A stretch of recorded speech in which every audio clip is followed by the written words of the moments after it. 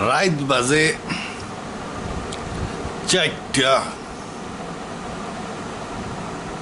4টা বাজে। গরম, ফ্যান চলতেছে, শোষো আওয়াজ হবে, বক বক করি। এটা কিন্তু ভালো কোনো ভিডিও হবে না।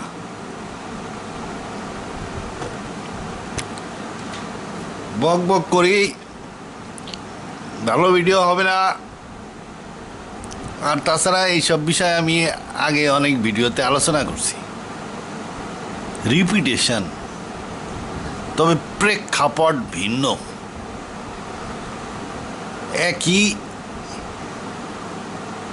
একই কি করা যায়, খাদ্য অন্য প্লেটে সাজানো আর কি, পরিবেশনা আলাদা আর কি। কই নেই, ধূমপান স্বাস্থ্যের জন্য ক্ষতিকর,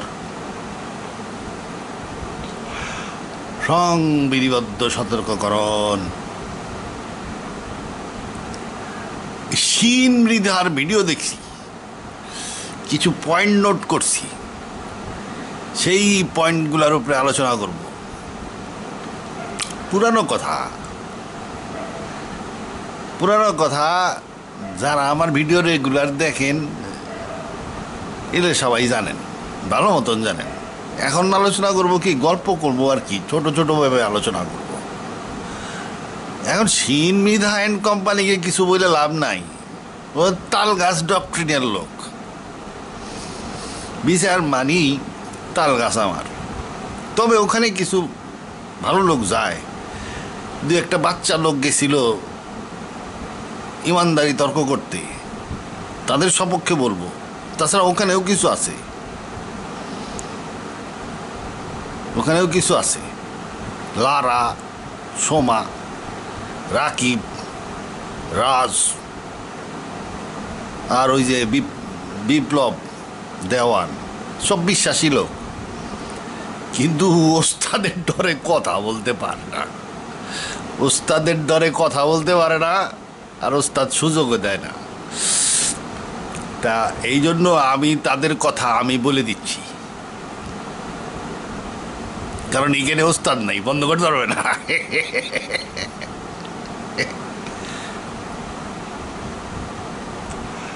এর আগে আমি কইছি, আল্লাহর প্রমাণ কইছি, কিন্তু আজকে ভিডিও দেখে বুঝলাম যে ওটা হয় নাই।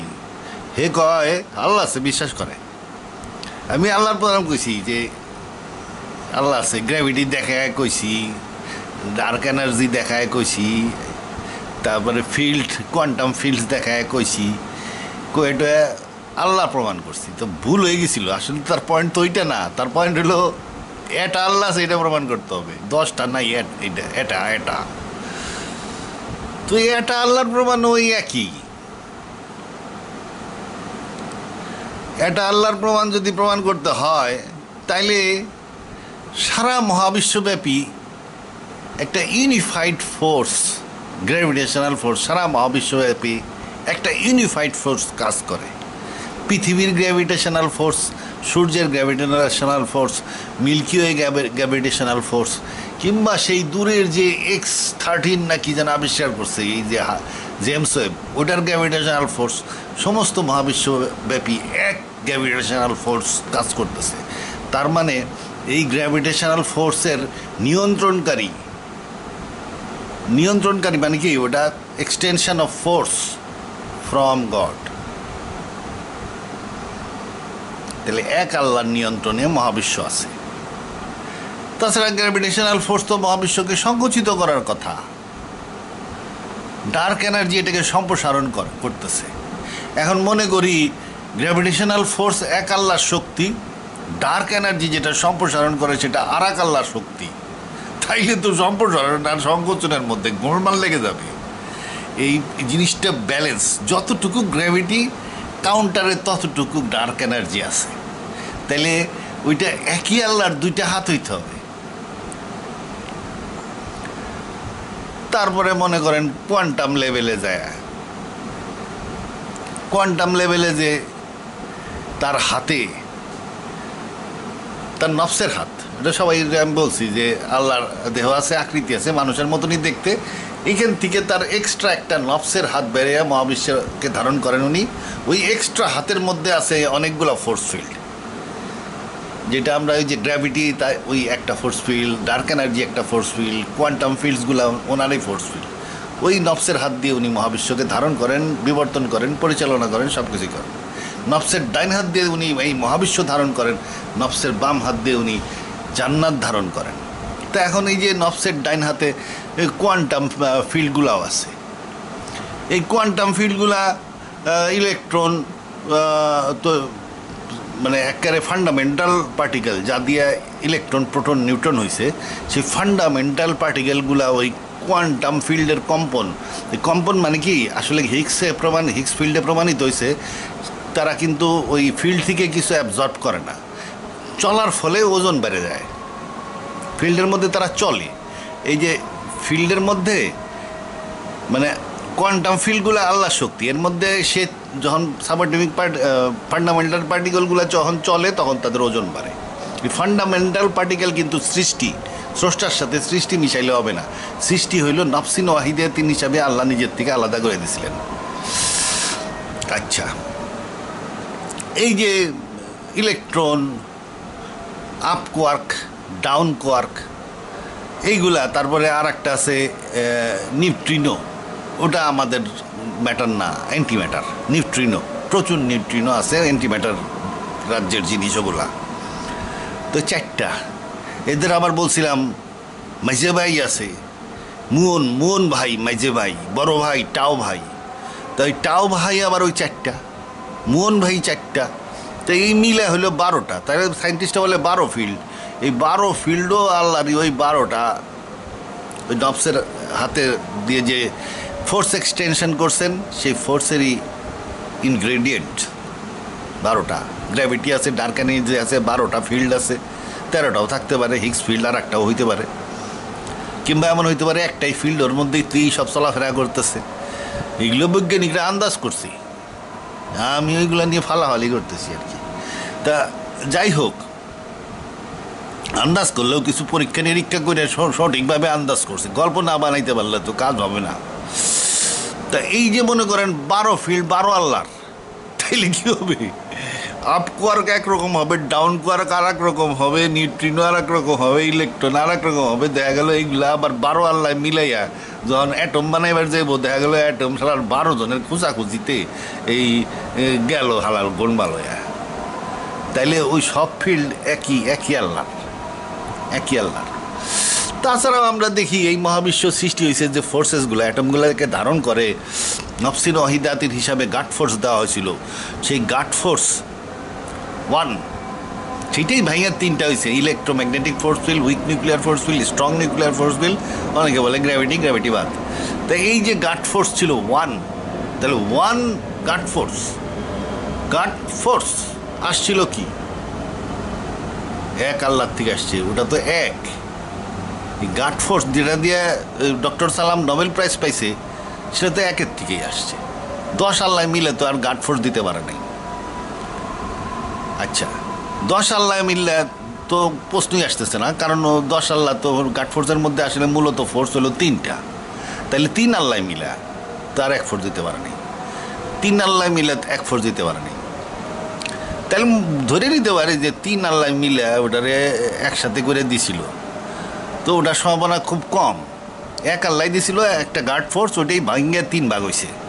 এক ভাগের নাম উইক নিউক্লিয়ার ফোর্স ফিল্ড, এক ভাগের নাম স্ট্রং নিউক্লিয়ার ফোর্স ফিল্ড, এক ভাগের নাম হইতেছে ইলেকট্রোম্যাগনেটিক ফোর্স ফিল্ড, যেগুলা ওই সাবঅ্যাটমিক পার্টিকেল, ফান্ডামেন্টাল পার্টিকেলকে ধইরে অ্যাটমগুলো বানাইছে। ধরারও কায়দা আছে, এই কায়দা আল্লাহর সমস্ত। আর তারপরেও মহাবিশ্ব সম্প্রসারণ হচ্ছে। বৈজ্ঞানিকরা বলে কি, কালকে আরও ছোটো আসছিল, তার আগে আরও ছোটো আসছিল, তার আগে আরও ছোটো আসছিল, 13.8 বিলিয়ন পর্যন্ত হিসাব করছে, করে দেখে যে পয়েন্টে আসছিল। বিগ ব্যাং কি? বিগ ব্যাং মানে singularity at the beginning of the universe is called big bang. Singularity কি? সিঙ্গুলারিটির ডেফিনেশন আছে, যে কোনো জায়গায় দেখবেন। সিঙ্গুলারিটি বা বিগ ব্যাং একই জিনিস। Singularity is a super dense, super hot point super dense super hot point, point of space time, হ্যাঁ স্পেসই আসলো না, পয়েন্টের আবার স্পেস কি, super dense super hot point, point যার দৈর্ঘ্য প্রস্থ উচ্চতা নাই, সেটার থেকে মহাবিশ্বের সৃষ্টি। তো এই পয়েন্টের মালিক কয়জন হইতে পারে?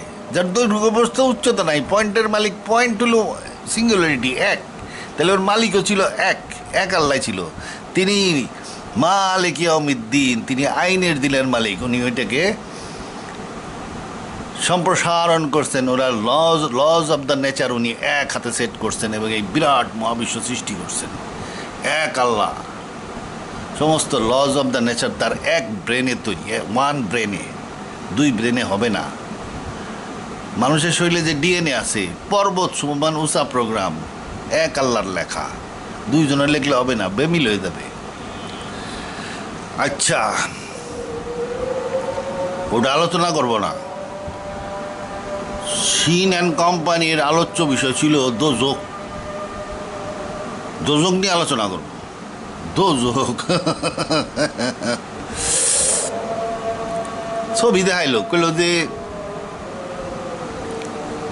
এই যে মোহাম্মদ সাল্লাল্লাহু আলাইহি সাল্লাম এই যে ঘোরাই কি কর নাম, ইয়েতে করে কি কর নাম, বুড়াকে করে উপর পেলে গেল, আসমান টু আসমান, আসমান টু আসমান, প্রথম আসমান, দ্বিতীয় আসমান, তৃতীয় আসমান গেল।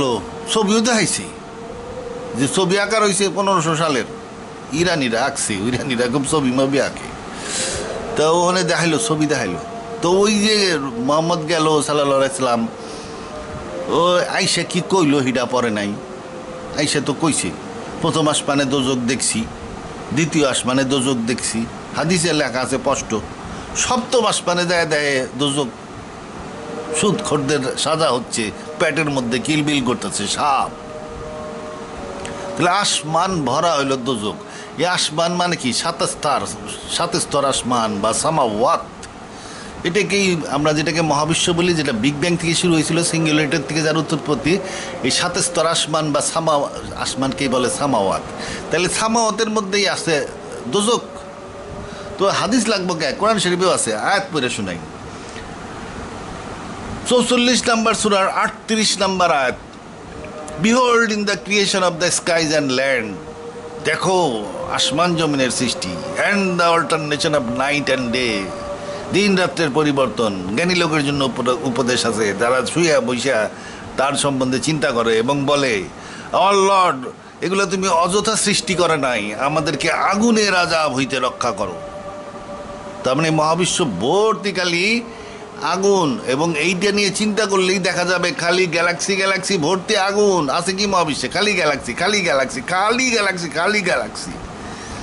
গ্যালাক্সির মধ্যে আছে অনেক রকমের অবজেক্ট, সেটা অনেক রকমের আছে, কিন্তু লার্জ স্কেল স্ট্রাকচারগুলো হচ্ছে সব গ্যালাক্সি আর গ্যালাক্সি, গ্যালাক্সি আর গ্যালাক্সি। এই যে জেমস ওয়েব আবিষ্কার করতেছে, খালি গ্যালাক্সি আর গ্যালাক্সি, এর মধ্যে ভর্তি খালি আগুন। অতএব এগুলো নিয়ে চিন্তা ভাবনা করলে এই তথা 3 নম্বর সূরার 190 নম্বর আয়াতে বলা হয়েছে, এইসব নিয়ে চিন্তা করলে বাধ্য হয়ে দোয়া করতে হবে, আল্লাহ এই আগুনের আযাব হইতে রক্ষা করো। মুহাম্মদ সাল্লাল্লাহু আলাইহি সাল্লাম এর ঘুরাই না, ওই যে বুড়াকে চুরাই দিয়ে আইছি, এই আসমানেই সাজা খাচ্ছে মানুষ।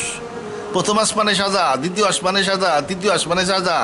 আর ওয়েবে স্পেস টেলিস্কোপ দেখে, প্রথম আসমানে গ্যালাক্সি আগুনে ভরা, দ্বিতীয় আসমানে গ্যালাক্সি আগুনে ভরা, সারা মহাবিশ্বব্যাপী গ্যালাক্সি আগুনে ভরা।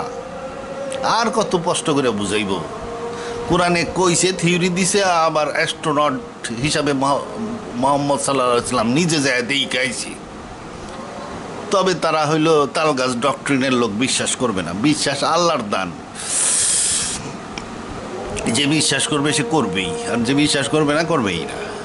আচ্ছা, আরও আয়াত আছে, we created the skies and the lands and all between them merely in sports, অযথা সৃষ্টি করি নাই। But most of them do not understand, অধিকাংশ লোক এটা বোঝে না যে এগুলো অযথা সৃষ্টি করে নাই। আল্লাহ অযথা কিছু সৃষ্টি করে না। পৃথিবীর এমন একটা জিনিস দেখা যে জিনিসটা অযথা, কোনো অযথা জিনিস আল্লাহ সৃষ্টি করে না। Verily the day of sorting out, ওই ফাঁস এই কইরা ওই গ্যালাক্সিতে পাঠাই দেওয়া হবে, এই গ্যালাক্সিগুলাই দোষক। হ্যাঁ নিজে কইতেছে এই গ্যালাক্সিগুলা দুজক। এই যে I swear by the houses of stars. Houses of stars কি? স্টাররা কোথায় থাকে? স্পেসে কিন্তু স্টার যেখানে সেখানে সরাই বেড়ায় থাকে না, এরা থাকে গ্যালাক্সির মধ্যে। এই গ্যালাক্সিগুলাই হলো হাউজেস অফ স্টার্স। মাওয়াকিন নুজুমি মানে গ্যালাক্সিস। 1450 বছর আগে গ্যালাক্সির কথা বলা হয়েছে, যেটা আবিষ্কৃত হয়েছে 1920-এর দশকে। 1450 বছর আগে বলা হয়েছে মাওয়াকিন নুজুমি, হাউজেস অফ স্টার্স মানে galaxies.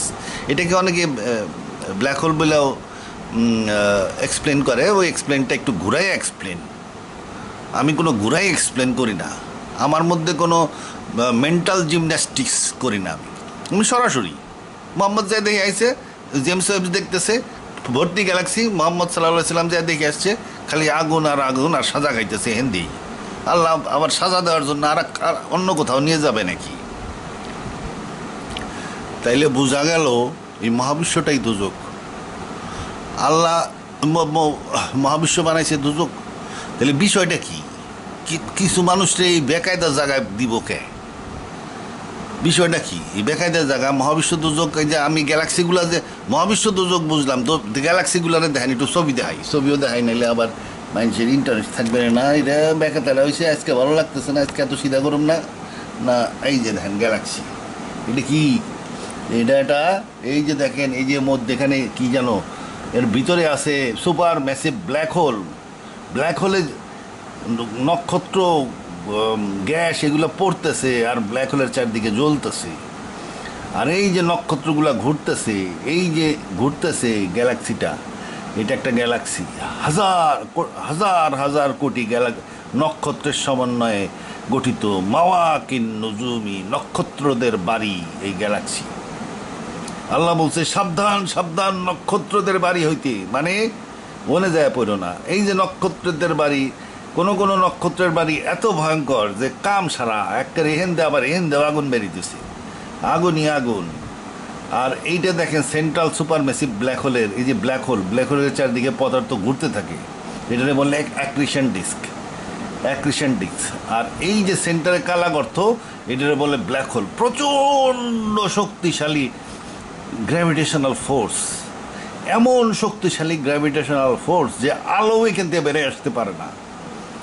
Point of no return, এইটাকে বলা যায় অতল গহ্বর। অতল গহ্বর হাবিয়া, অতল গহ্বর হাবিয়া। এই অতল গহ্বরের চারদিক দিয়ে যে ম্যাগনেটিক ফিল্ড বরাবর আবার আগুন ছুটে বেড়ায়, ম্যাগনেটিক ফিল্ড লাইন্স, জেট আগুন ছুটে বেড়াচ্ছে। অ্যাক্রেশন ডিস্ক, তার ব্ল্যাক হোল, আর এগুলো জেট অফ ফিল্ড লাইন্স।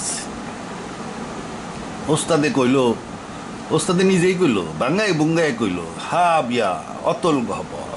তাহলে গ্যালাক্সির মধ্যে এই সেন্টারে যেটা আছে এটা হলো অতল গহ্বর। এখানে যেটা পড়বো সে আর কোনো দিন ফিরতে পারবে না। সুপার মেসিভ ব্ল্যাক হোল, অতল গহ্বর। অতল গহ্বর এটার মানে হলো হাবিয়া। এলে ওস্তাদেই কইছে নামগুলা, আমি ফটাফট লিখে ফেলছি, লেখে এখন মিলাইতেছি। হুতামা ব্রেকস ইনটু প্রিসেস, হুতামা হুতামা হুতামা। এটা হলো অ্যাক্রিশন ডিস্ক। এই যে অ্যাক্রিশন ডিস্ক, এই বিরাট বিরাট নক্ষত্র এটার মধ্যে এসে পড়ে। আর প্রচণ্ড শক্তিশালী ম্যাগনেটিক ফিল্ডের কারণে এবং ঘূর্ণনের কারণে, ম্যাগনেটিক ফিল্ড এবং ঘূর্ণনের কারণে এগুলা নক্ষত্রগুলা গুড়া হয়ে যায়। এবং ফ্রিকশনের কারণে 20% পর্যন্ত ফ্রিকশনের কারণে আণবিক বিস্ফোরণ হয়। 20% ম্যাটার শক্তিতে রূপান্তরিত হইতে পারে, মানে বিপুল পরিমাণ শক্তি এখান থেকে উদ্গীরণ হইতে থাকে। এই অ্যাক্রিশন ডিস্কের কাজ কি? তাহলে যে কোনো কিছুকে বাইঙ্গে গুড়া করে ব্ল্যাক হোলের চারদিকে ঘুরাইতে থাকো, এইটাই হলো এর কাজ, অ্যাক্রিশন ডিস্ক। এটাই হলো হুতামা, যেটা ভাঙ্গে। হুতামা হুতামা হুতামা হুতামা হাবিয়া, অতল গহ্বর। হুতামা যেটা নাকি ভাঙ্গে। তারপরে কি আছে? জাহিম। জাহিম মানে ফার, আগুন। এর থেকে বেরিতেছে আগুন। আর কি? আর দুজকের বর্ণনা কি বলা হয়েছে? Side, crash changing fire. Side মানে যে ফায়ার, আগুন চলে, এই যে এইগুলো হলো সাইড। এই যে দূর দিয়ে অনেক নক্ষত্র আছে, মনে করতেছেন ওখানে ঠান্ডা আছে, শান্তি আছে। No, central super massive black হোলের চারিদিকে ঠান্ডা নাই। এই যে দেখেন উপরে দেখেন, এই যে এখানে নক্ষত্র মনে করতে পারেন এখানে একটা আরামের গ্যালাক্সি আছে, ওই ওই গ্রহে যা থাকলেই হলো জিনের গাড়ে চইরা, জিনরা হবে দোস্ত, গাড়ে চড়ে চলে গেলাম দূরবর্তী নক্ষত্রের একটা গ্রহে, ওইখানে বসবাস করতে লাগলাম। না, সম্ভব না। কারণ হইলো এই যে বেরোচ্ছি আগুন ছিটে ছিটে যায় পড়বে, যেন উটের হলুদ উটের শাড়ি আসতে থাকবে, আগুন ছিটে ছিটে বেরোবে। এটাই হইল কি চেজিং ফায়ার, সাইর সাক্কার, where the things are burn, সাক্কার, ওই যে নিকটবর্তী গ্রহ যেখানে নাকি খালি আগুন আর আগুন, নিকটবর্তী গ্রহে থাকতে হবে। আগুইনা গ্রহ পৃথিবীর মতন শান্তিময় গ্রহে থাকা যাবে না, আগুইনা গ্রহতে থাকতে হবে। এগুলো সব গ্যালাক্সিরই বর্ণনা, খালি কোরআনে আছে দেখে মানুষে মনে করে হুজুররা কি জানে। এদের ইংরেজি বই থেকে পড়ে শোনাই, a central black hole surrounded by a swirling mass of matter which is constantly being fed from outside and heated up by collision, ওই যে বললাম ফ্রিকশন।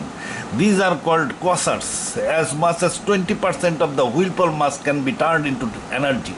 20% পর্যন্ত যে নক্ষত্র একটা পড়লো এইখানে, তার 20% আণবিক শক্তিতে রূপান্তরিত হইতে পারে। তার মানে কি ডিভাস্টেটিং ফায়ার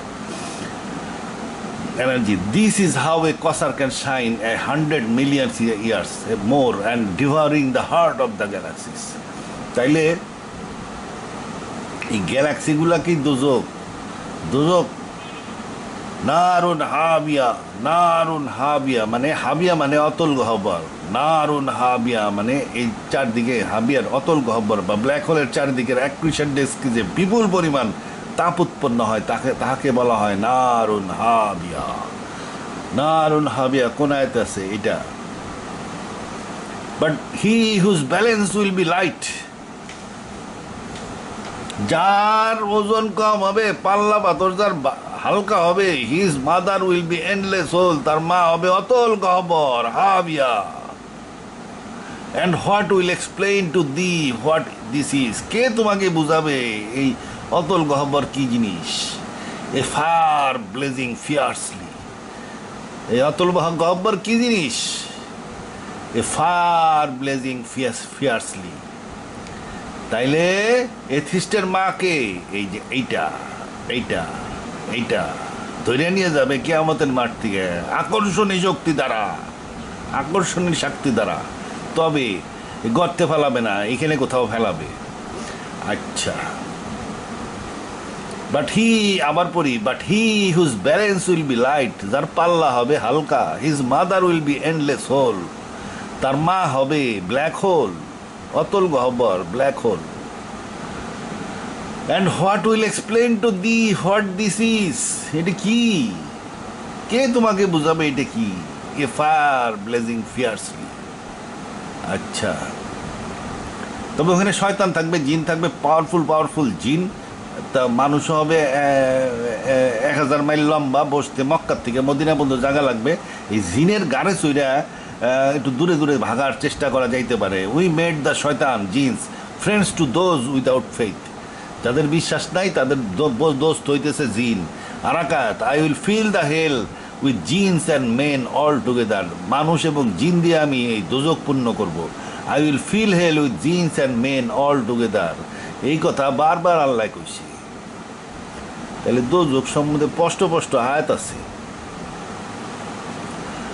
তারপরে আল্লাহ কি বলবে? কিয়ামতের মাঠে বলে দিবে, it will be said, this day we will forget you as you forget the meeting of this day. পৃথিবীতে আমারে ভুলে গেছিলা, আজকে আমি তোমারে ভুলে গেলাম।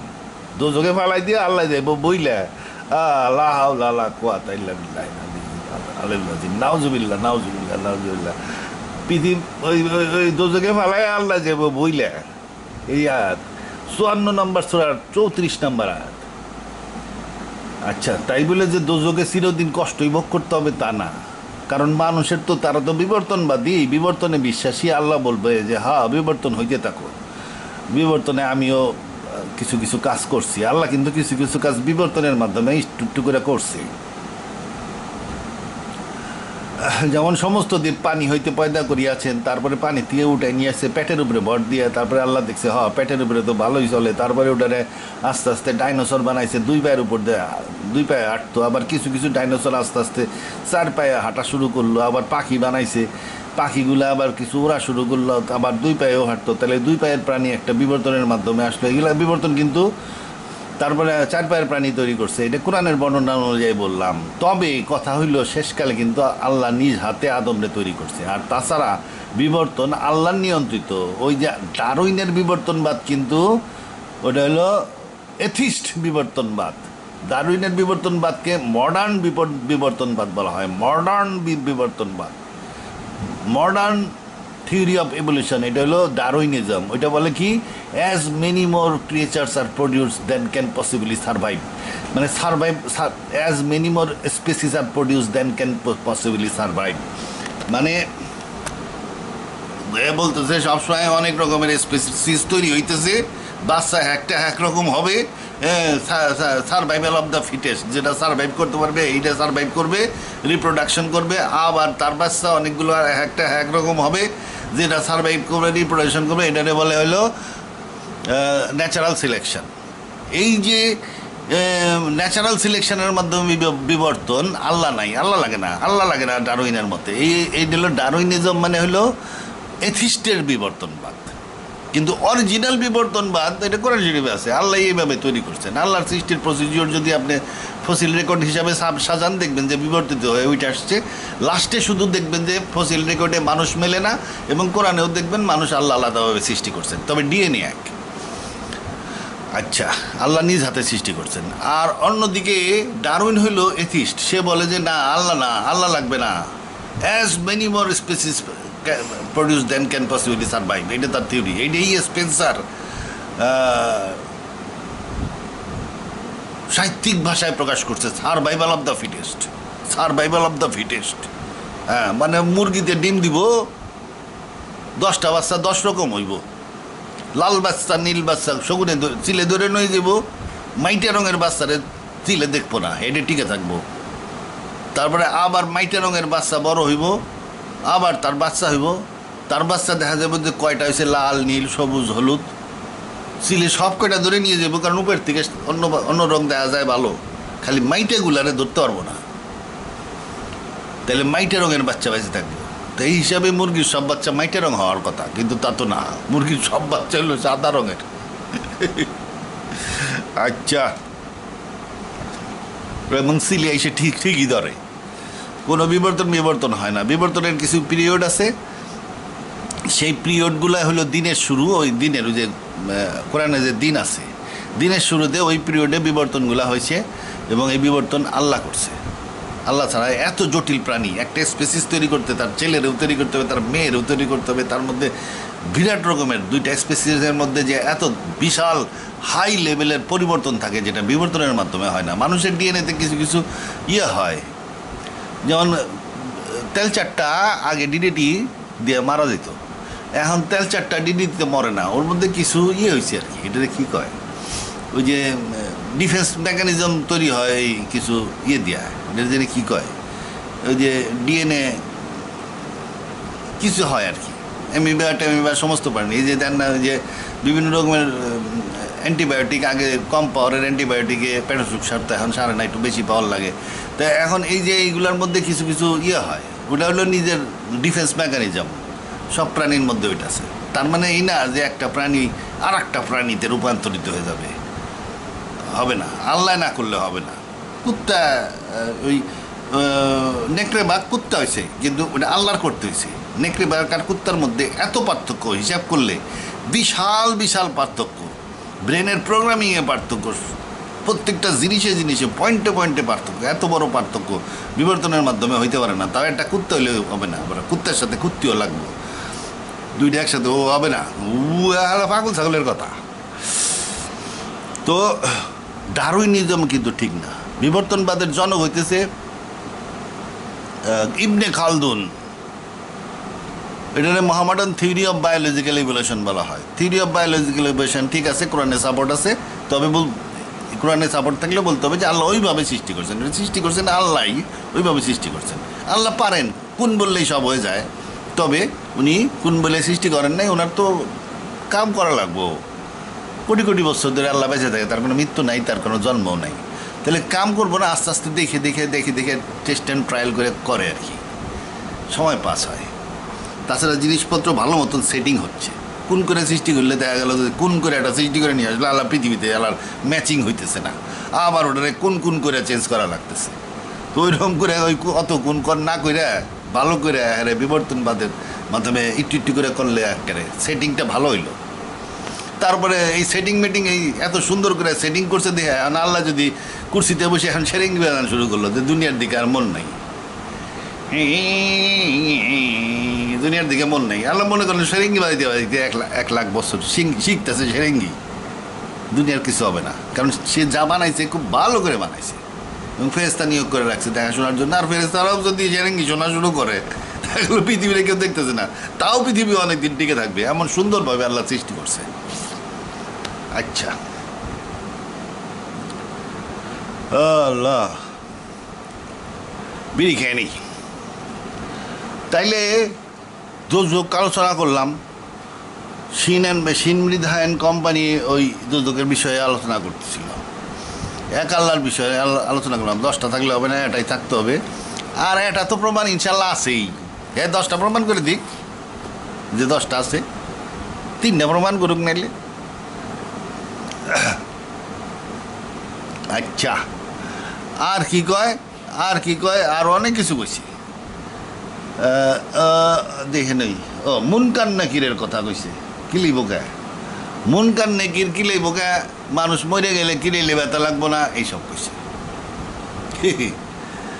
মানুষ মরে গেলে কিলিলে ব্যথা লাগবো না, এটা হলো কথা হইলো। কিলিলে ব্যথা লাগবে কেমনি লাগবে? এই যে মুনকার নাকিরের সল জবাব, এটা কিন্তু মানুষের বুঝানোর জন্য বলা হয়েছে কবরের আযাব। কিন্তু ওই সময় কিন্তু মানুষের মৃতদেহটা কবরে থাকে, মানুষ কবরে থাকে না। ওই সময় মানুষ ইল্লিনে বা সিজ্জিনে থাকে। ইল্লিনের বা সিজ্জিনের শাস্তিটাকে কবর আযাব বলা হয়েছে, কারণ ডেড বডি যখন কবরে আছে সে তখন ইল্লিন বা সিজ্জিনে আছে। তাহলে ইল্লিন বা সিজ্জিনে তার নফস আছে, আমল নামা নিয়ে জমা দেওয়া হয়েছে। তাহলে ওই ইল্লিন নফসের উপরে যে সাজাটা হয়, কিংবা ওই সিজ্জিনে নফসের উপরে যে সাজা হয়, ইল্লিনেও কিছু সাজা হইতে পারে, কিছু গুণা থাকলে ওন একটু কিলেগুলো ঠিক করে আর কি। তো এই যে এই নফসের সাজাটাকেই কবর আযাব বলা হয়। মানে প্রথমেই যে মুনকার নাকির জিজ্ঞেস করে যে আল্লাহ কিরা, দেয় যে না ভালো লোক, তাহলে ওই যে ইল্লিনে যাওয়ার সম্ভাবনা। আচ্ছা, সে কবরে এসে জিজ্ঞেস করে, মানে ব্রেন মনে হয় এসে অ্যানালাইসিস করে। মুনকার নাকির এসে ব্রেনের মধ্যে থেকে ঢুইকে দেখে যে প্রশ্ন করা মানে কি, প্রশ্ন করা মানে ব্রেনকে প্রশ্ন করে। সে ব্রেন অ্যানালাইসিস করে দেখে যে না এই লোকটা ইমানদার ছিল, তারপরে ডাটা নিয়ে যায় আল্লাহর কাছে যে না ব্রেন অ্যানালাইসিস করে দেখা গেছে যে সে ইমানদার ছিল, এই ধরনের কিছু একটা হবে। ওইটাকেই সাধারণ মানুষকে বুঝাইছে, প্রশ্ন করে। আল্লাহ কী দিয়ে কী বুঝাইছে এগুলো হলো হাদিসের কথা, এগুলো তো আর কোরআনের মতন একেবারে টু দ্য পয়েন্টে লেখা নাই, এই জন্য বোঝা যাবে না। বুঝে নিতে হবে যে হ্যাঁ জিজ্ঞেস করে মানে কেমন জিজ্ঞেস করে? সে ব্রেনের মধ্যে ঢুইকা, মৃতদেহর ব্রেনের মধ্যে ঢুইকা সাই করে একটা ঘোরান দিয়ে সে ব্রেন অ্যানালাইসিস করে দেখে যে তোমার আল্লাহকে। ব্রেন অ্যানালাইসিসে দেখলো যে ব্রেনের মধ্যে ব্রেন ডাটায় লেখা রয়েছে আল্লাহ, ওই আল্লাহ মোহাম্মদের আল্লাহ আমার আল্লাহ এক আল্লাহ। তাহলে ব্রেন ডাটার থেকে সে রিডিং করে নিয়ে গেল যে হ্যাঁ আল্লাহকে উত্তর, আল্লাহ হইল আল্লাহ। আর তোমার ধর্ম কি? উত্তরে দেখা গেল আর ধর্ম মানে কোরআন শরীফের আজ ভর্তি মাথার মধ্যে। সে লিখলো ধর্মগ্রন্থ কোরআন, আর একটা জন্য কী জিজ্ঞেস করে। তো এই 3টে জিজ্ঞেস করে এই ব্রেন অ্যানালাইসিস করে। এখানে প্রশ্ন করা মানে ব্রেনকে প্রশ্ন করা, এবং ফ্রেশটা এসে ব্রেনের ভিতরে ঢুইকা এই ডাটাগুলো নিয়ে গেল আর কি। এই মুনকার নাকিরের সওয়াল জবাব হয়ে গেল। কিন্তু অরিজিনালি মানুষটা যখন সাজা খাবে তখন কবরে সাজা খাবে না, ওই লিনে যায় খাবে। প্রশ্ন কবরে হয়ে গেল, মৃতদেহের ব্রেন অ্যানালাইসিস করা যায়। আচ্ছা কইবেন যে ট্রাকের নিচে পইরা মাথা ফাইটা গিলু ঘুরে হয়ে গেছে, তাইলে কি হবে? কিংবা হিন্দু পুরাই দিছে ব্রেন নাই, তাহলে মুনকার নেকির সওয়াল জবাব করবে না? হিন্দু ওর তো পুরাই বেলাইছে, মুনকার নেকির তখন সওয়াল জবাব করবে কেমনি? তাহলে সর্বক্ষেত্রে মনে হয় করে না, মাঝে মাঝে সওয়াল জবাব অন্য লোকের থেকে করে। হয়তো দেখা গেল যে ওর দোস্ত বন্ধু এদের কাছ থেকে ব্রেনের মধ্যে ঢুকে দেখতেছে যে না, এই লোকটা মুসলমান ছিল, সে ডাটা নিয়ে ফেরত যাইতে হবে, উত্তর তো নিতে হবে। ও মিনকন নিকির 3 প্রশ্নের উত্তর সে জানতে পারে, জোগাড় করবো। হয়তো দোস্ত বন্ধু ভাই বোন সবার ব্রেন অ্যানালাইসিস করে করে দেখবে যে হ্যাঁ ওই লোকটা মুসলমান ছিল এবং তার ধর্ম ছিল ইসলাম, তার এগুলো সে বাইট করে নিয়ে যাবে, নিয়ে আল্লাহর কাছে জমা দিবে। এটাই আলাদা ইনভেস্টিগেশন। আরও অনেক কিছুই আছে, অনেক তথ্য প্রমাণ জোগাড় করবে আল্লাহ। আল্লাহ একেবারে পাক্কা বিচারকের মতন বিচার করবে, অনেক তথ্য পাবানের মাধ্যমে। একেবারে চাপাই দিবে তা না, বিচারের মাঠে যায় নিজের ডাটা নিজে পড়লে বুঝে যাবে মানুষ যে সে কোথায় যাচ্ছে। ও আল্লাহর কাছে হাজির হওয়া লাগবে না, তার আগেই ওই সমস্ত ডাটা মাটা সব হাতে চলে আসবে, রেজাল্ট, পরীক্ষার রেজাল্ট আগে চলে আসবে। আল্লাহর কাছে যায় শুধু মাপ চাওয়া, কেউ যে মাপ পেয়ে গেলে উদ্ধার পেয়ে গেলাম। আচ্ছা,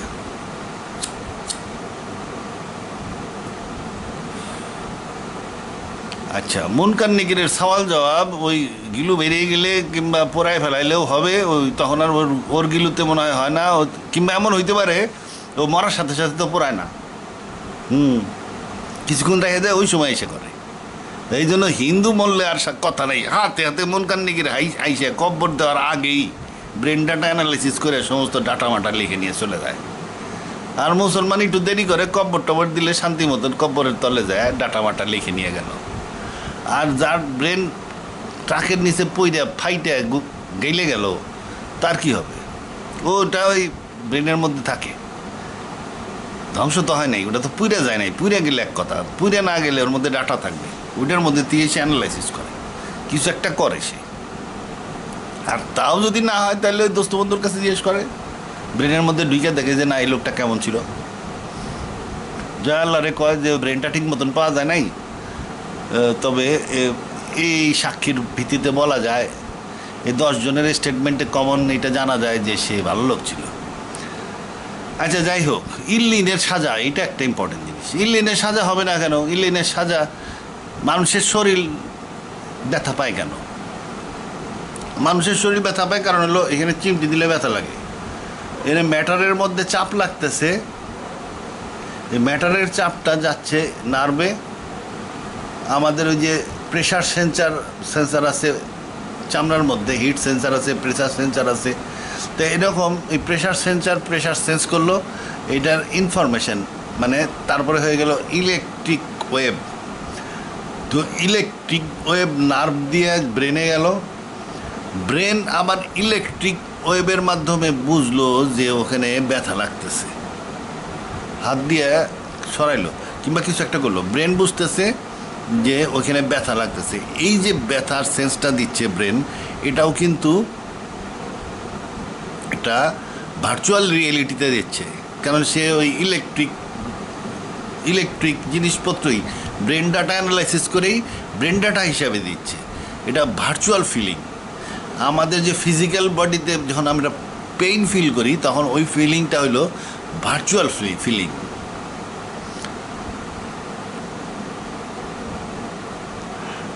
ভার্চুয়াল ফিলিং মানে আমি যদি 11 তলার ছাদে ওইটা নিচের দিকে তাকাই, আর রেলিংটা 11 তলার ছাদের রেলিংটা যদি মনে করেন খুব নিচা, মনে করেন হাঁটুর চাইতে একটু উঁচা, এই নিচের দিকে তাকাইলে, ফুটপাথের দিকে তাকাইলে ভয় লাগবে। আচ্ছা, এটা তাকাইলে যায় তাকাইলে ভয় লাগবে। আবার এইখানে বসে বসে যদি মনে মনে চিন্তা করি যে 11 তলার উপর থেকে আমি ফুটপাথের দিকে তাকাই আছি এবং রেলিংটা খুব নিচা এবং ঝুঁইকে তাকাইতেছি, এই যে মনে মনে কল্পনা করলেও, একটু গভীর কল্পনা করলে দেখবেন ভয় লাগতেছে। কারণ ব্রেন ভার্চুয়াল রিয়েলিটি আর ফিজিক্যাল রিয়েলিটিকে আলাদা করতে পারে না। ভার্চুয়াল রিয়েলিটি এবং ফিজিক্যাল রিয়েলিটিকে আলাদা করতে পারে না। এই জন্য কম্পিউটার সায়েন্স যারা করে আজকাল, তারা চিন্তা করতেছে এই যে চোখে কী সব লাগাবে, এইসব লাগায় তারপরে আপনারে ভার্চুয়াল আপেল খাওয়াই দিবে, আপনি মনে করবেন সত্যি সত্যি আপেল খাইছেন। কারণ মুখ দিয়ে আপেল খাইলে আপনার যে টেস্টটা লাগবে সেটা তো ভার্চুয়াল ফিলিং। আবার আপনি যদি ভার্চুয়াল আপেল খাচ্ছেন এই যে যদি কম্পিউটার দিয়ে দেখানো যায়, হাই লেভেলের কম্পিউটার দিয়ে, তাহলে ওই ফিলিংটা হবে খাওয়ার মতনই, মনে হবে আপনি আপেল খাইছেন। আচ্ছা, মানে ভার্চুয়ালি মনে করেন আপনি শ্রীদেবীর সাথে, শ্রীদেবী তো ওল্ড হয়ে গেছে, এখন কিরা আছে, মানে ভার্চুয়াল রিয়েলিটিতে যায় আপনি মনে করেন ওই যে কিরা নাম কি, ঐশ্বরিয়া, ঐশ্বরিয়া দেখতে পারল না, আর একটা দিনই কিরা আছে এই ঐশ্বরিয়ার পরে আসি কি জানি, আচ্ছা ওই হিন্দি সিনেমার নায়িকা আর কি, ওইগুলোর সাথে মনে করেন ঘন্টাখানেক গপ্প করে আসছেন, আপনার মনে হবে রিয়েলি আপনি গল্প করছেন। কেননা মানুষ ভার্চুয়াল রিয়েলিটি এবং ফিজিক্যাল, তবে কম্পিউটার এখনও ওই লেভেলে যায় নাই, তবে খুব তাড়াতাড়ি চলে যাবে, এআই তৈরি হয়ে গেছে। তাইলে আপনি ভার্চুয়াল রিয়েলিটিতেও আপনি পেইন অনুভব করতে পারবেন এবং ভয়ও পাবেন, ব্যথাও পাবেন, যদি ঠিক মতন ওই ফ্রিকোয়েন্সি আপনার ব্রেনে ঢুকানো যায়। পেইনের ফ্রিকোয়েন্সিটা জানতে হবে এবং ব্রেনের ডাটা এন্ট্রি করতে হবে। এই যে এখানে যে এটা যে চাপ দিলাম, আমার যে পেইনের ফ্রিকোয়েন্সি তৈরি হয়ে ব্রেনে গেল, ঠিক এই ফ্রিকোয়েন্সি যদি আমি ব্রেনে ঢুকাইতে পারি ডাইরেক্ট, তাইলে আমার মনে হবে আমার এখানে সিমটাইতেছে, আমার জানতে হবে কি ব্রেনে কোন ফ্রিকোয়েন্সি যাচ্ছে, এখান থেকে এরকম চাপ দিলে ব্রেনে কি ফ্রিকোয়েন্সি যাচ্ছে, এটা নার্ভ দিয়ে যায়, এটা আমি যখন জানবো, এবং ব্রেনের কোন জায়গায় যাচ্ছে, এইখানে চাপ দিলে ব্রেনের কোন জায়গায় এটা সেন্স করে, কোন নার্ভগুলো এটা সেন্স করে ব্রেনের, সেটা যখন আমি জানবো, ঠিক ওই ব্রেনের ওইখানে যদি আমি ডাটা মারতে পারি, তাইলে এইখানে চিমটি দেওয়ার সেন্স আপনি পাবেন। মনে করেন ভার্চুয়াল রিয়েলিটির যন্ত্রপাতি আপনার লাগাই দিছে, আপনার ব্রেনের মধ্যে ঢুকাই দিছে, যে আপনি দেখতেছেন শ্রীদেবী পাশে বসে রয়েছে, আপনার গালে চিমটিতেছে, আসলে তো কিছুই না, আপনি গেলে সেন্স ঢুকাই দিচ্ছে সে, এটা সম্ভব। তাহলে আল্লাহ ব্রেন সৃষ্টিকারী, তিনি শ্রীদেবী পাঠাবেন না, উনি মুনকার নিকির পাঠাবেন, আইস গুর্জু মারবে, আপনি সত্যি সত্যি ব্যথা পাবেন। আচ্ছা, এখন শ্রীদেবীর জায়গায় মুনকার নিকির পাঠাবে, তবে ভালো মানুষ হইলে বেস্টের হুরপুরি পাঠাবে, তবে ইল্লিনে সবই ভার্চুয়াল, এটা হলো হোলোগ্রাফিক ওয়ার্ল্ড। ওই যে হুরপুরি পাঠাবে, ওই যে হুজুররা কয় না, ইয়াল্লাহ এর কবরকে জান্নাতের বিছানা বিছাইয়া দাও, ওইটা কে সে ওই ভাষায় বলে, জিনিসটা হইলো জান্নাতের বিছানায় বিছাইয়া দাও। ওই যে আপনি দেখবেন যে হুরপরি আইছে, আপনার ব্রেনের মধ্যে ওই ডাটা এন্ট্রি হইতে থাকবে। এখন ব্রেন পাওয়া যাবে কোথায়? ব্রেন তো কবরে পৌঁছে গেছে, ব্রেন পাওয়া কোনো এই ব্যাপার না। আদমরে যখন আল্লাহ সৃষ্টি করছিল, তার পিঠের থেকে তার সন্তানদের পিঠের দিকে তার সন্তানদেরকে পুরা মানব জাতি তৈরি করছিল। এই পিঠের থেকে তৈরি করা মানে হলো, প্রথমে আল্লাহ তৈরি করছিল ডিএনএ ডিজাইন তার কম্পিউটারের মধ্যে, এবং সেই যে আদম হওয়ার DNA molecule, DNA double helix molecule permutation combination করে তার ছেলেদের মেয়েদের ডিএনএ ডাবল হেলিক্সের ডিজাইন বের করছে, তারপরে তার ছেলেদের, এইভাবে ক্রমান্বয়ে পুরা মানব জাতির ডিএনএ আল্লাহ বাইর করছিল কম্পিউটার দিয়ে। তারপরে ওই ডিএনএ কম্পিউটার দিলে, যেহেতু ওই ডিএনএ ম্যাচিং টু কম্পিউটারের ম্যাচিং আল্লাহ তৈরি করছে, ওই ডিএনএ প্রথমে কম্পিউটারে, এখনটা ফিজিক্যাল তৈরি হয়েছে, কিন্তু অরিজিনালি এটা কম্পিউটারের তৈরি, compatible to the computer of Allah CC. তা ওইটার মধ্যে ওই ডিএনএ প্রোগ্রাম অনুযায়ী মানুষ তৈরি হয়েছে। ওই মানুষের একটা ভার্চুয়াল বডি ছিল, ভার্চুয়াল ব্রেনও ছিল, কারণ ডিএনএর তৈরি, সেম ডিএনএ দিয়ে কম্পিউটারে তৈরি করা হয়েছিল ভার্চুয়াল হিউম্যানস। এবং তারপরে এই ভার্চুয়াল হিউম্যানসগুলোকে তার নফসকে এনার্জাইজ করে হোলোগ্রাফিক হিউম্যান বানায় ফলিন করা হয়েছিল সমস্ত মাঠের মধ্যে। তারপরে আল্লাহ জিজ্ঞেস করছে, আমি কি তোমাদের প্রভু? সবাই বলছে, হ্যাঁ আপনি আমাদের প্রভু। আচ্ছা ঠিক আছে, 1 নম্বর পয়েন্ট। তারপরে আল্লাহ বলছে দায়িত্ব নিতে হবে, সমস্ত মহাবিশ্বরে বলছে দায়িত্ব নিতে হবে, আমার প্রতিনিধির দায়িত্ব। আমি 2.5 বছর ধরে 1400-1500 কোটি বছর ধরে খালি কামের মধ্যে আছি, আমি একটু ফ্রি হইতে চাই, আমার প্রতিনিধি কে হবে? তখন কেউ রাজি হয় না, মানুষ কইছে আমিও। এই সিনমিদার ওস্তাদেও কিন্তু প্রতিনিধি ওই দিন কইছে আমরা হব, আমি হব, ওই দিন কই আইছে। এখন কয় কি যে আমার কি দেশ, আমি কেন, আমার কেন মারবে, আমার কেন এনে দিব, আমার কেন দিব, নানান রকমের প্রশ্ন করলে হবে না।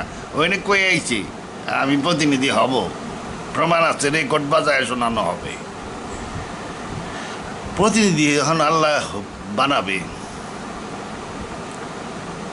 প্রতিনিধি বানানোর পরে এখন এই প্রতিনিধি আল্লাহর মহাবিশ্ব দুইটা, একটা হলো সামাওয়াত, খালি আগুনে ভর্তি, এনে জিনরা থাকে, এদেরকে একটু দেখাশোনা করার দরকার আছে, এদের কোনো পরীক্ষা নাই, এদের সাজা হবে। তবে সেই সাজা অত বেশি না। সমস্ত প্রাণী কিয়ামতের সময় উঠবে, গরু শিংযুক্ত গরু, শিংবিহীন গরুর উপরে প্রতিশোধ গ্রহণ করবে। ওই হিসাবে জিনদেরও সাজা হবে, বিচার হবে। তাই বলে মানুষের মতন না, মানুষের বিচার বহুত কঠিন, কারণ প্রতিনিধি হিসেবে দায়িত্ব নিছে। প্রতিনিধি কোন প্রতিনিধি কোথায় যাবে এটার একটা বিচার আছে না। আল্লাহর দুনিয়ায় কোনো উল্টাপাল্টা কাম নাই। আর একটা হলো জান্নাত।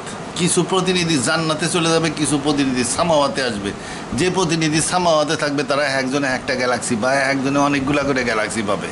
মনে করেন একটা ক্লাস্টার অফ গ্যালাক্সির মালিক হয়ে গেল। অনেক জিন আছে, সেগুলো তার দোস্ত, মানে সাহায্য করি। এই ক্লাস্টার অফ গ্যালাক্সিতে থাকবে আল্লাহর প্রতিনিধি হিসেবে। আল্লাহ তারা যাবে বুইলা স্বাধীনতা আর কাহাকে বলে, পৃথিবীতে আর আমরা কি স্বাধীন। তখন দেখা গেলো বছরে একবার জ্বর হয় না, দুইবার জ্বর হয়, আর দুই একবার পেট অসুখ হয়। এই লোক আল্লাহর সাজা। বাকি তো সব স্বাধীন। আর ওখানে যায় তো একটা স্বাধীনই স্বাধীন। আল্লাহ কোটি কোটি কোটি কোটি বছরের জন্য ভুলে যাবে নিজের মাতব্বরি। বিবর্তন কাহাকে বলে, মানুষ আস্তে আস্তে উন্নত হইতে থাকবে। আচ্ছা, ওটা তো দুজকের গল্প। আল্লাহর যে কম্পিউটারে বানাইছিল ভার্চুয়াল হিউম্যান, তারপরে ওরা হোলোগ্রাফিক প্রজেকশনের মাধ্যমে মাঠের মধ্যে ফলিন করে জিজ্ঞেস করছিল, আমি কি তোমাদের প্রভু? আল্লাহর কম্পিউটার আছে নাকি? হ্যাঁ আছে। তিনি কলমকে শিখাইয়াছেন। সে কলম কি করে লেখে? কোথায় লেখে? লৌহ মাহফুজ ডিস্কের উপরে লেখে। মনে করেন পৃথিবীর সমান একটা ডিস্ক, আরও সে ঘুরতেছে, তার মধ্যে কলমে লেখে। সেটা কন্ট্রোল করে কে? মাদার অফ দ্য বুক, যে বইয়ের জন্ম দেয়। কোরআনে উল্লেখ আছে মাদার অফ দ্য বুক। তাহলে এটা একটা বিশাল অতি বুদ্ধিমান মাদার বোর্ড, ওর মধ্যে সার্কিট মার্কিট সব আছে। সে কলম রে আর লৌহ মাহফুজকে কন্ট্রোল করে। এইটার মধ্যে আল্লাহ তৈরি করছিল সেই ভার্চুয়াল, সেই ডিএনএ দিয়ে তৈরি করছিল। আদম হাওয়া ভার্চুয়ালি তৈরি করছিল, ভার্চুয়াল হিউম্যান তৈরি করছিল। তাদের মধ্যে সেই ভার্চুয়াল বডি দিয়ে নফ স্ক্যানারাইজ করে হোলোগ্রাফিক হিউম্যান তৈরি করে মাঠের মধ্যে ফলেন করে জিজ্ঞেস করছে, আমি কি তোমাদের প্রভু? আমরা বলছি হ্যাঁ আপনি আমাদের প্রভু। তারপরে প্রতিনিধি দেওয়ার দায়িত্ব যখন ঘোষণা করছে আল্লাহ প্রতিনিধি হওয়ার দায়িত্ব দিবেন, মানুষ ফাল পেরে গেছি। এখন এই তো কিছু প্রতিনিধি তো এখানে দিতেই হবে, এটা তো আল্লাহর দোষ না। এখন এর মধ্যে সিস্টেম অনুযায়ী কাজ করতেছে মানুষ। হাসরের মাঠে যায় জিনে একটা ধরে বসবো, একটা লোকরে আল্লাহ মাফ করবেন গেলে কি মাফ করা যায় নাকি? এমন গুনার কাম করছে, জিন এসে বলবে যে হুজুর আপনি আমার দায়িত্ব দিয়েছিলেন বিপদগামী করার জন্য, আমি এই যে বিপদগামী, প্রমাণ দেন, এখানে নফসের দাগ, এখানে দাগে এর তো আপনারা অস্বীকার করছে। সে বিশ্বাস করে না, এক আল্লাহরে বিশ্বাস করতো না, সেই গুনাহ করছে। আপনি আমারে এরা আমার পার্টি আমাকে দিতেই হবে। তখন ওই জিনও তো আল্লাহর তৈরি। এত কষ্ট করছে জিনটা এই মানুষটারে এই সামাওয়াতে রাখার জন্য। জিনদের দুনিয়া হলো সামাওয়াত। এ চায় যে মানুষ সামাওয়াতে থাক, মহাবিশ্বে থাক। এত কষ্ট করছে জিনটার পিছনে, খাইয়া না খাইয়া সারা দিন রাত ওই মানুষের পিছনে লেগে আসছিল। লেগে থেকে তারা পৌত্তলিক বানাইছে, এথিস্ট বানাইয়া তারা দিয়ে আবার ইউটিউবে প্রচার করাইছে। এখন আল্লাহ দিল মাফ করে, তার আল্লাহর একটা বিচার আছে না? আল্লাহ মাফ করবে না। তখন বলবে যে সরি, জিনের পরিশ্রম অনেক বেশি করছে, যাও নয় জায়গা, ওই মানুষটারে নয় যাব, জিনে নয় যাব। কোরআন শরীফ আছে, হু বিফ্রেন্ড দ্য জিন he will guide them to fire. Fire মানে সামাওয়াত।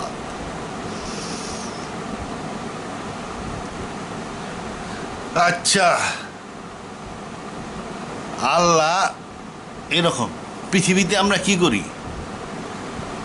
ইল্লিনে আল্লাহ আমাদেরকে আবার তৈরি করবে। কিভাবে করবে? ওই যে লৌহ মাহফুজের যে প্রোগ্রামগুলো, ডিএনএ প্রোগ্রাম, ভার্চুয়াল বডি, ওগুলো আছে। হোলোগ্রাফিক্যালি নাই, কারণ হোলোগ্রাফিক তো এখন সম্ভব না, নফস চলে আসছে আমার বডির মধ্যে। কিন্তু ভার্চুয়াল বডি আছে ওখানে। আলমে আর ওয়াহ, বুঝি আব্বাসি হুজুর কয় আলমে মেসাল, ওখানে বলে যায় আত্মায় দেখে আসে রুতে দিকে আছে ভবিষ্যতে কি হবে, এটা উনি বক্তৃতায় বলতেছিল। উনি আলমে মেসাল বলে, কিন্তু সবসময় মানুষ এটা সব জায়গায় আমি বলছি আলমে আর ওয়াহ। তা যাই হোক,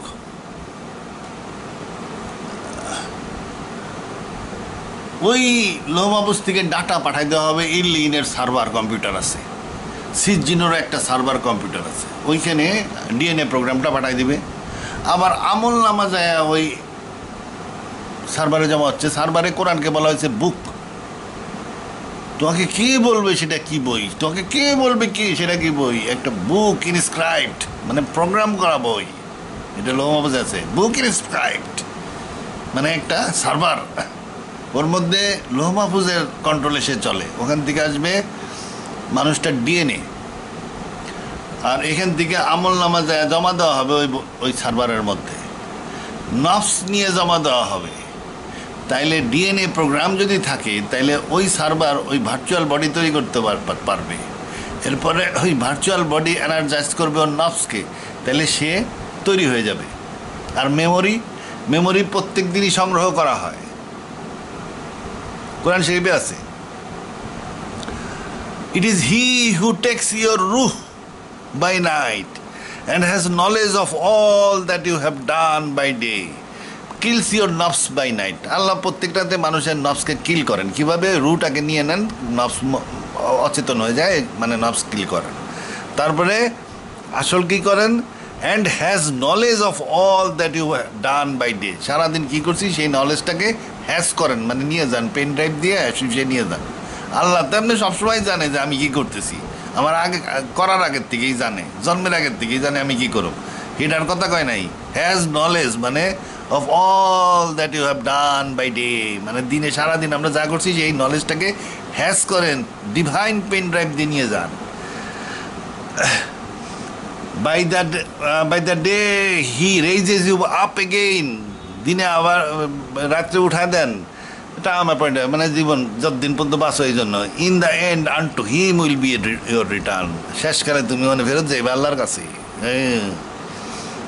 দেন he will show you the truth of all that you did, তারপরে উনি সব কিছু তোমাদেরকে দেখাবেন। এই যে ডেইলি ব্রেন ডাটা নিয়ে যেতেছে, লৌহ মাহফুজে জমা আছে আমার ফাইলে, কি আমাদের দিন একটা মিশা কথা করার উপায় নাই। ওই ফাইলটা নিয়ে ভিডিও চালাই দিবে আল্লাহ।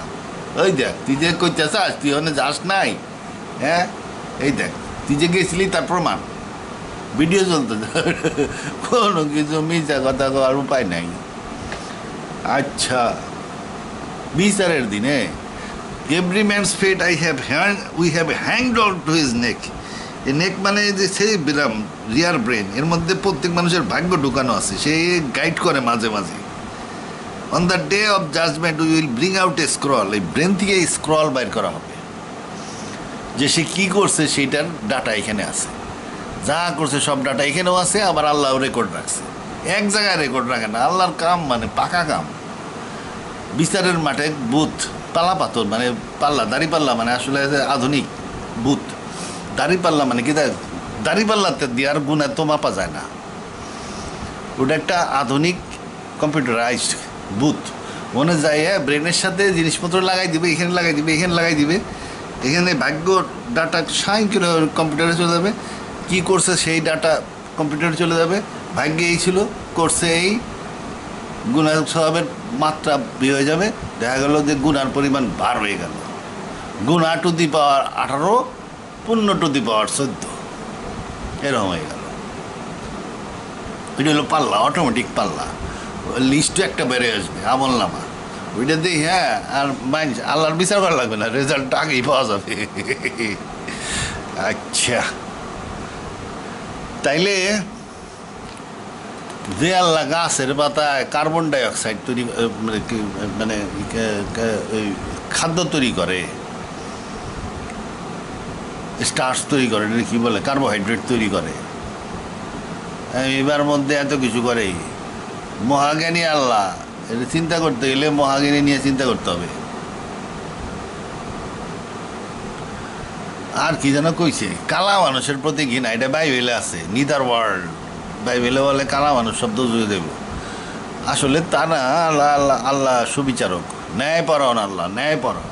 তবে হ্যাঁ, কালা মানুষ হয়েছে কি খুব বেকায়দা, যে হুটুরে দেন না কীভাবে তুচ্ছিদেরকে মারলো। আমি আফ্রিকা যায় থাকছি এক বছর, কালা মুসলমানরা খুব ভালো, তুলনা হয় না, কিন্তু অন্য অন্য জাতের লোকগুলো একটা একরকম ভয়ঙ্কর লোক, কথা শুনে না, বেয়াদবি করে। আমারে কালা হিসাবে মানবই না, no no you are not black. সে কালা, আমার স্কিন একটু কালা, ভালো ভালো মতন কালা না, আমার কালা হিসাবে মানবই না। আমি কইছি যে আমার চোখের রং, একটা মেয়া বসে রয়েছে, কই যে আইডেন্টি কার্ড দিবে আর কি। তো প্রশ্ন টশ্ন করলো, আইডেন্টি কার্ডের মধ্যে ছাপায় আই কালার দিছে, আমি বললাম ব্ল্যাক। সে আমায় বলছে no it is not black, মানে সে লিখবো না, কারণ তার চোখের রঙ হলো কালা, আমারটা কালা না। আমি বলছি আমি সারা বাংলাদেশে আজীবন লিখছি ব্ল্যাক। তো বলে যে নো ব্ল্যাক, নট ব্ল্যাক। তো আমি দেখলাম যে অন্য ডকুমেন্টের সাথে বেমিল হয়ে যায়, যদি অন্য কালার কই, রেডিশ লিখলে অন্য ডকুমেন্টের সাথে বেমিল হয়ে যায়। তা আমি কারা রয়েছি, যে কালারে এসে ডাক দেয়, বলে যে নো নো ইট ক্যানট বি ব্ল্যাক। মানে আমার চোখের রং যে কালা হইতে পারে এইটাই ওরা ইয়ে করে না। কী বলে ওর নাম, ওই যে ওরা সাদা চামড়া উপরে কী যেন একটা কমপ্লেন করে, ওটা যে কী বলে, ওই যে মানে ওগো ছোটো দেখে আর কি, সাদারা ওগো ছোটো দেখে আর কি, এরকম কালারাও আমাকে ছোটো দেখতে চায়, ওটা তো কালা। আমি রাস্তা দিয়ে গেলে পোলামান তোর পিছনে পিছনে আটতেছে করতে কিনা, মুসুঙ্গু অনেকদিন বুঝি নেই। তারপর জিজ্ঞেস করলাম একজন রে, মুসুঙ্গি মানে কি? মুসুঙ্গু মানে হোয়াইট। আমি বললাম আমার হোয়াইট কোন জায়গায়, আমি তো ব্ল্যাক। বললেন no you are not black, মানে আমার তার দলে নিব না আর কি, ইউ আর নট ব্ল্যাক। আবার হোয়াইটের কাছে গেলে কেউ যে ইউ আর ব্ল্যাক, আমার হোয়াইট লোকও আমার অ্যাকসেপ্ট করবে না, নিদার ওয়ার্ল্ড। তবে হ্যাঁ, ওদের মধ্যে যারা ভালো আছে তারা খুবই ভালো, নাইজেরিয়ানরা বিশেষ করে, তারপরে সুদানিস, তারপরে সোমালিয়ানস, ফেরেস্তা। আচ্ছা যাই হোক, আল্লাহর বিচার, আল্লাহ সঠিক বিচার করবেন। সিংহায় ফুৎকার মনে হয় যে হ্যাঁ, অনেক ফুৎকার আছে, সেরিমোনিয়াল ফুৎকার। আমি যখন সিও আছিলাম, লেফটেন্যান্ট কর্নেল, বিচার হইতো যখন, মনে করেন বিচারে বইছি, একটা সৈনিক আর এক সৈনিকরে ধাক্কা দিছে, তো আমি মনে মনে চিন্তা করলাম আজকে ধাক্কা দিচ্ছে, কালকে কিল দিব, ধরে নিয়ে আয়। সার্জেন্টের অর্ডার দিলাম, রেজিমেন্টাল সার্জেন্ট মেজরে ধরে নিয়ে আসো, চার্জশিট। তো চার্জশিটে যখন আসতো তখন বিগুল বাজাইতো, প্যাপে করে বিগুল বাজাইতো। বিগুলের অর্থ হইতেছে look here, come here, CO is on in the chair, nobody will be spare. CO চেয়ারে কেউ সারা হবে না, এটা দিয়ে বিগুল বাজাইতো। তারপরে সৈনিককে মার্চিন করাইতো, আরে যে মার্চিন দেখে উস্ট, ধাম ধাম ধাম ধাম করে ঠাকাস করে কারায় স্যালুট দিল, তুমি ওরে ধাক্কা দিছাও। And act to the prejudice of good order and military discipline in that he on auto pushed number এত সৈনিক এত that fell down in the ditch. তুমি ধাক্কা দিয়ে গর্তে ফেলাই দিছাও? Yes sir. 28 দিনের সশ্রম কারাদণ্ড। Yes sir. রারেছে বললো উল্টা ঘুরা চলে গেল হাঁটতে হাঁটতে হাঁটতে। 28 দিনের সশ্রম কারাদণ্ড নিয়ে এই হলো বিচার, আর ওই হলো বিগল। তা এখন ওই বিগল থাকতে পারে, এটা বাইবেলে অনেক বিগল। তবে কোরআনে আমরা যে বিগলের কথা পাই সেটার মধ্যে মাহাত্ম্য আছে। মহাবিশ্ব সম্প্রসারিত হচ্ছে, জড়াইয়ে গোটানো হবে, পেঁচাইতে সপ্তম আসমান থেকে জড়াইয়ে গোটানো হবে। এটা অনেক টেকনিক্যাল ব্যাপার, আমার সাইন্টিফিক তফসির অফ দ্য কোরআনে লেখা আছে। এবং শেষ পর্যায়ে যখন এই প্রথম আসমান যখন জড়াইয়া গুটাইতে থাকবে এবং এই জড়াইয়া গুটানোর সিস্টেমে গোলমাল হয়ে যাবে এবং প্রথম আসমান সরাসরি সংকোচন হওয়া শুরু করবে, সরাসরি কেন্দ্রে মানে গ্রেট অ্যাট্রাক্টরের মধ্যে সংকোচন শুরু হবে। এই সংকোচন শুরু হইলে সময় উল্টায় যাবে। 3টা অ্যারো অফ টাইম আছে, কসমোলজিক্যাল অ্যারো অফ টাইম, সেটা উল্টায় গেলে থার্মোডাইনামিক অ্যারো অফ টাইমও উল্টায় যাবে। থার্মোডাইনামিক অ্যারো অফ টাইম উল্টায় গেলে সাইকোলজিক্যাল অ্যারো অফ টাইমও উল্টায় যাবে। এই কসমোলজিক্যাল অ্যারো অফ টাইম উল্টায় যাওয়ার চিহ্ন হাদিসে দেওয়া আছে, সূর্য পশ্চিম দিক দিয়ে উঠবে, মানে পৃথিবী উল্টা ঘোরা শুরু করবে। তার মানে কি, কসমোলজিক্যাল অ্যারো অফ টাইম উল্টায় গেল। যার ফলে কি হলো, থার্মোডাইনামিক অ্যারো অফ টাইম উল্টায় যাবে। যার ফলে কি হবে, মানুষ বড় হওয়ার পরিবর্তে আস্তে আস্তে ছোট হইতে থাকবে। মনে করেন একটা লোক সূর্য পশ্চিম দিকে উদিত হওয়ার সময় একটা লোকের বয়স ছিল 42 বছর, তাহলে সে ছোট হওয়া শুরু করবে। কিয়ামতের সিঙ্গা বাজানো হবে সূর্য পশ্চিম দিকে ওঠার পরে 40 বছর পরে, তাহলে যখন সিঙ্গা বাজানো হবে তখন তার বয়স হয়ে যাবে 2 বছর।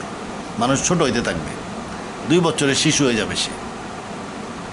এই জন্য, কারণ থার্মোডাইনামিক অ্যারো অফ টাইম উল্টায় যাবে। মেয়েদের পেটে বাচ্চা ডেভেলপ করবে না, যার ফলে পশ্চিম দিকে সূর্য উদিত হওয়ার পরে মেয়েদের কোনো নতুন শিশু জন্মগ্রহণ করবে না। তাইলে ওইসব পশ্চিম দিকে সূর্য তারপরে তবার দরজাও বন্ধ হয়ে যাবে। যাই হোক, তারপরেও এই পৃথিবী 40 বছর টিকবে। তাহলে থার্মোডাইনামিক অ্যারো অফ টাইম উল্টায় গেল। এর ফলে কী হইব, সাইকোলজিক্যাল অ্যারো অফ টাইম উল্টায় যাবে। আমরা এখন অতীত চিন্তা করি, তখন ভবিষ্যৎ চিন্তা করতে থাকবে মানুষ। একটা লাঠির দিকে তাকাইলে মনে হবে যে কালকে এই লাঠি দিয়ে চিন্তা আসবে, কালকে দেখলে মনে হবে আমরা এই লাঠি দিয়ে সাপ মারতেছি সকাল 10টার সময়। এইটা কিন্তু রিয়েলি ঘটবে, আমরা ভবিষ্যৎ দেখে ফেলতে থাকবো। ভবিষ্যৎ এই জন্য বলা হয়েছে জুতার ফিতা, হাতের লাঠি, গুপ্ত তথ্য ফাঁস করে দিতে থাকবে। তার গুপ্ত তথ্য মানে ভবিষ্যৎ, মানে সাইকোলজিক্যাল অ্যারো অফ টাইম উল্টায় গেল। এই যে উল্টায় গেল, কারণ মহাবিশ্বের কলাপসের পর্যায়ে বাইরের 6 আসমান ঠিক মতনই কলাপস করবে, কোনো অসুবিধা নেই, কিন্তু ভিতরের আসমানটা উল্টা দিকে টাইম চলতে থাকবে। উল্টা দিকে টাইম চলতে থাকলে একসময় মানুষ কবর থেকে উঠে আসতে থাকবে এবং উল্টা দিকে জীবনযাপন শুরু করবে। এই কবর থেকে দেখবেন যে সমস্ত মানুষ কবরের দিকে যাইতেছে, মরার সময় কাঁদতে কাঁদতে গেছিলো, ওই সময় আস্তে আস্তে যাবে, জানবে আজকে অমুকের জন্ম, কবরের জন্ম, কবর খুঁজবে, একটা জীবিত মানুষ বেড়ে আসবে, সে আস্তে আস্তে বাচ্চা হইতে থাকবে। এরকম উল্টা দিকে লাইফ শুরু হবে, যেটা হইতে পারে না, আল্লাহর সিস্টেমে নাই এটা। তাইলে কি হবে, যখন এরকম, এটা শুধু প্রথম আসমানে হবে। এই প্রথম আসমানে যখন সমস্ত টাইম উল্টায় যাবে, তখন একটা পর্যায়ে সিঙ্গা বাজায় দেবে, আসমান ফাটিয়া যাইবে এবং এই অ্যারো অফ টাইম উল্টায় যাবে সাথে সাথে। এই অ্যারো অফ টাইম উল্টানোর জন্য এই সিঙ্গায় বাজানো। এই জন্য কোরআনে বলা হয়েছে সেই দিন শিশুর চুল পাকা হয়ে যাবে। মানে ওই যে উল্টায় গেল, ওই 2 বছরের শিশু ওই সিঙ্গা বাজার সময়কালের মধ্যে 80-82 বছরের বুড়া হয়ে যাবে, আবার টাইম উল্টায় যাবে, সে আবার ওর নিজস্ব অর্ডারে ফেরত আসবে।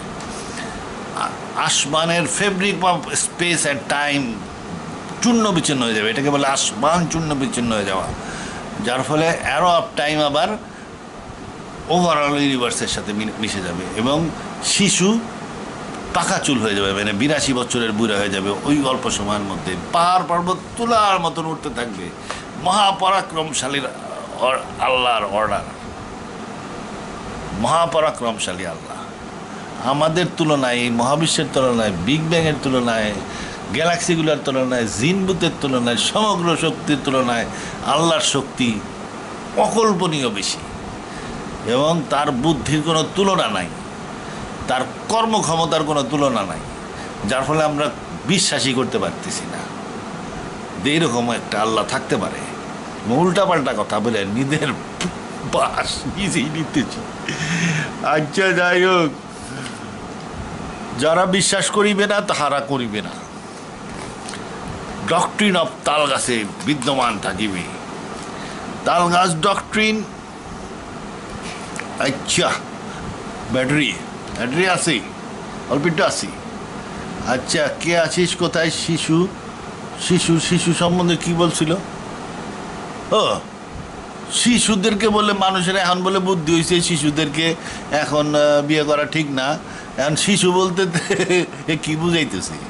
শিশু যার পিরিয়ড হয়ে যায় সে শিশু না, তার মাতার বুদ্ধিতে, তার বুদ্ধি, তার কনসেপ্ট, মানব জাতির কনসেপ্টে বালছেরা যায়।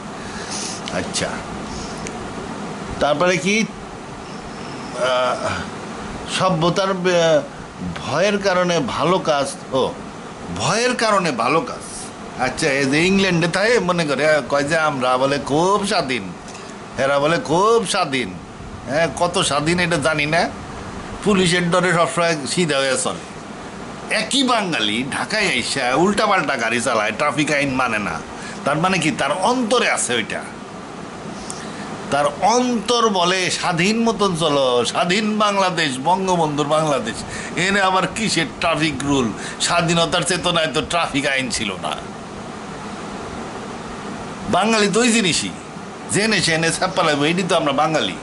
রাস্তায় যেমনি ইচ্ছা চলুম, গাড়ির সাথে গাড়ি পাল্লা দিমু, পুলিশ দেখেও কিছু বলবে না। শুধু পুলিশ ধরে 3-4টা আইটেম খাড়া করায় কইব ওই যে শিখছে, দেখি আপনার পাসপোর্ট, ড্রাইভিং লাইসেন্স, 4টা জিনিস দেখাই দিবেন, ও আপনারা বলবে যে জানগা। তারপরে আপনি কম্পিটিশন করেন, ডাইন দিয়ে যান, বাম দিয়ে যান, জেন দিয়ে যাইতে থাকেন, কেউ আপনারা কিছু বলবে না। স্বাধীন বাংলাদেশ, স্বাধীন বাংলা, এটা আমাদের অন্তর এরকম, আমরা জিনিসটাই ওই জিনিস। এই জিনিস ইংল্যান্ডে যায় ডিসিপ্লিন কেমনে হয়? এত ডিসিপ্লিন মোতাবেক চলে, রাস্তায় ফালায় না, গাড়ি সিধে করে চালায়, একেবারে ঠিক মতন বাম দিক দিয়ে চালায়, জেনে থামার কথা কোনো মানুষজন নাই। রাত 12টার সময় সারা রাস্তা ফাঁকা, নীলবাতি খাড়ায় জ্বলে গেল, হে খাড়ায় রয়েছে, চারদিকে কোনো লোক নাই, এ নীলবাতির সামনে খাড়ায় রয়েছে। কে? ডিসিপ্লিন পালন করতেছে, বাঙালি ডিসিপ্লিন পালন করতেছে, ডরায় না। এই ডিসিপ্লিন অনুযায়ী, ডিসিপ্লিন তার আড্ডিতে আছে, ডরায়া পালন করে। হে বলে ডরায় না, দেশই তো ডরের দেশ। দেশ নাকি ওগুলা? পৃথিবীতে দেশ একটাই আছে, বাংলাদেশ। যাই হোক, মনে কয়লে একটু নিরাপত্তা আছে, নিরাপত্তা আল্লাহর দান। নিরাপত্তা সব জায়গায় আছে, আবার নিরাপত্তা কোনো জায়গায় নাই। ধূমপান স্বাস্থ্যের জন্য ক্ষতিকর।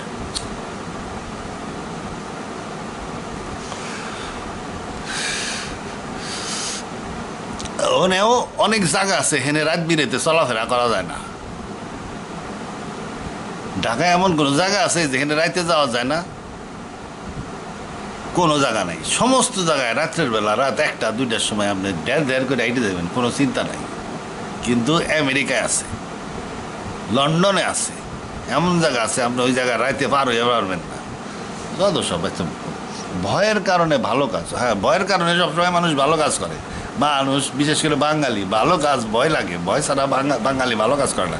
তবে আল্লাহ কোনো ভয় দেখায় না। এই যে জন্মের পরে স্বাধীনতা দিছে, কয়ে থুইছে যে পরীক্ষা একটা নিবানি, পরকালে বিচার একটা করব। এক আল্লাহরে বিশ্বাস, পরকালে বিশ্বাস, কয়টা সৎ কাজ, পাস। আল্লাহর চাইতে এত কম ভয় আর কেউ দেখায় নাই। আর সবাই মেলা মেলা ভয় দেখাইছে। হাসিনার ভয়, পার্লামেন্টের ভয়, পুলিশের ভয়, আর্মির ভয়, র্যাবের ভয়, পাশের বাড়ির লোকটারও ভয়, সবাই ভয় দেখায়।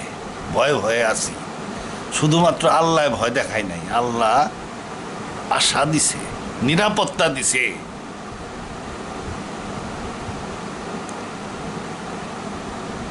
হসপিটালে সেদিন গ্রামে আসছিলাম, দৈরে নেই আমার বই নিয়ে, আমার বলেছে একটু অসুখ,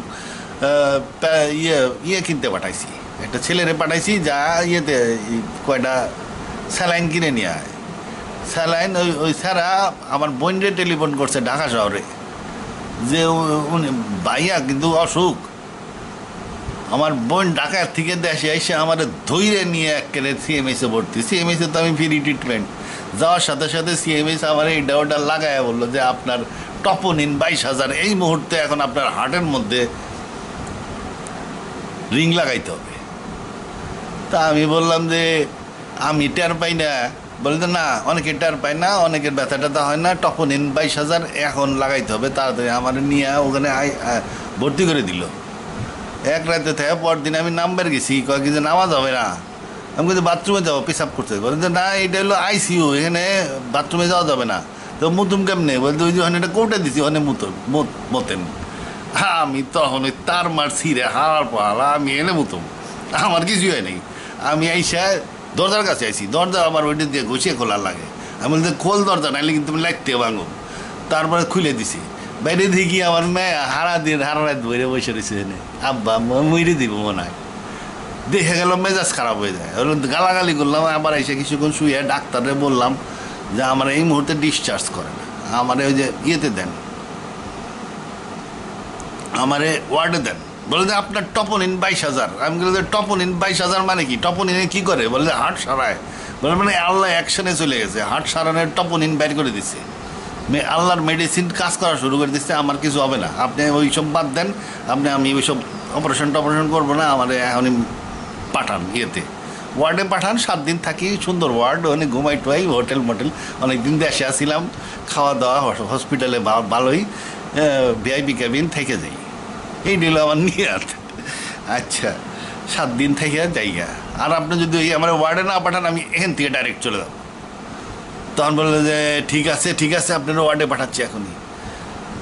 তারপরে সমস্ত 4-5 জন ডাক্তার মিলে কুইকলি একটা বোর্ড অফ ডাক্তার্স করে হলাই দিল, ব্রিগেডিয়ার কর্নেল কইরে তাড়াতাড়ি আমার ওয়ার্ডে পাঠিয়ে দিল। আমি ওখানে 7 দিন থেকে চলে আসি, ঘোরাটা আমার কিছুই হয় নাই, এখন 7 মাস পার হয়ে গেছে, আমার আগেও যা ছিলাম এখনও তাই। আচ্ছা যাই হোক, তো ট্রিটমেন্ট ঠিক মতন করেন। আচ্ছা, আল্লাহ ডর দেখায় না, বাসায় আল্লাহ, আর দোষ দিতেছে সব আল্লাহরে। ডর কিরানা দেখাইছে, সার্জেন্ট তারেকে ডর দেখাইছে, হামিম ডর দেখাইছে, সার্জেন্ট হামিম। তারপরে শেখ জামালের সাথে সানহার্টস গেছিল,